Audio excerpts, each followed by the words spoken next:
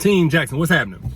So every time I look at my DM, I find some different variation of somebody asking me a way to basically cure their singleness, as if it's some type of ailment or disease or something like that.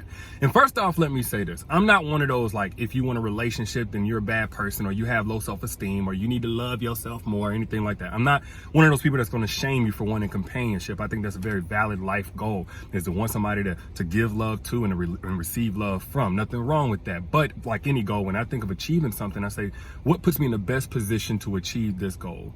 And what puts you in the best position to achieve whatever that life goal is in terms of relationship or marriage and family, etc., is to embrace the singleness that you have right now. I know that sounds crazy, but a wise man once said, sometimes life's rejection is God's protection. And if people recognize that singleness was actually protection from a lot of bullshit, it will be a whole lot easier to embrace it for what it is and get all the value out of it that you're supposed to get.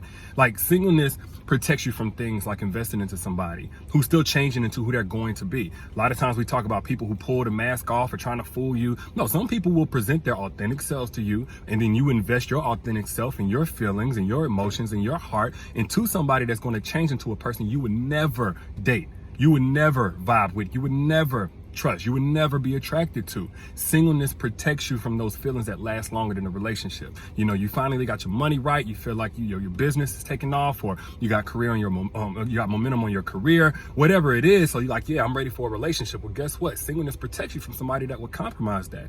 Sometimes that's what it's doing. Like the people that you're coming across, the guys that's coming across your path, the type of guys that you would probably give a chance to, right now, in this season of your life, they would only compromise your money, misappropriate the funds. They would only try to use you or hold you back because, you know, their insecurities start surfacing they never knew they had. Singleness protects you from that. Singleness also for like people that struggle with mental health. You know, you finally got to a place where it's kind of stable, it's consistent, it's in a good place. I mean, of course, we got our ups and downs in terms of mood, myself included, but ain't nothing worse than having ups and downs when it comes to your sanity. You know, triggered by heartbreak, triggered by paranoia, triggered by trust issues, betrayal, abuse, etc. Really anything. But singleness protects you from all of that. And it's not to say that a relationship is definitely going to bring those bad things, but it is the opposite of the protection in terms of vulnerability, because that's what it takes to get into a relationship.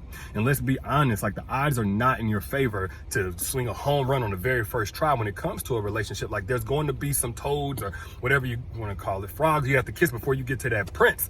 And as for that prince, who I refer to as Mr. Right or the evolved man in my book, Don't Forget Your Crown, the number one thing, or at least one of the top three things that he finds attractive is a woman who has embraced her singleness. Of course, you know, Mr. Right, the evolved man, that's subjective to every different woman. I'm talking about the kind of guy whose character, values, maturity, readiness for a healthy relationship is on par with what most women want. Now, if you want to know more about that and what he finds attractive and how to recognize him whenever you see him, again, I go in way more detail in my book, Don't Forget Your Crown. You can get it anywhere, but I'll put a link in the caption to get it 20% off. But the moral of the story is this. Of course, singleness ain't always fun. Let's just be real about it. But it can always be constructive. And how to make sure it's constructive is to understand what it protects you from. And the quicker you embrace that as the fact that it is, the quicker you attract somebody who you don't have to protect yourself from. As a matter of fact, because they coming to protect you with you. So y'all let me know what you think down on in the comments. Again, Don't Forget Your Crown book is 20% off right now. And when you get it, you can get like all 9 of my books for like 70% off. But I'll holler at y'all later. Peace.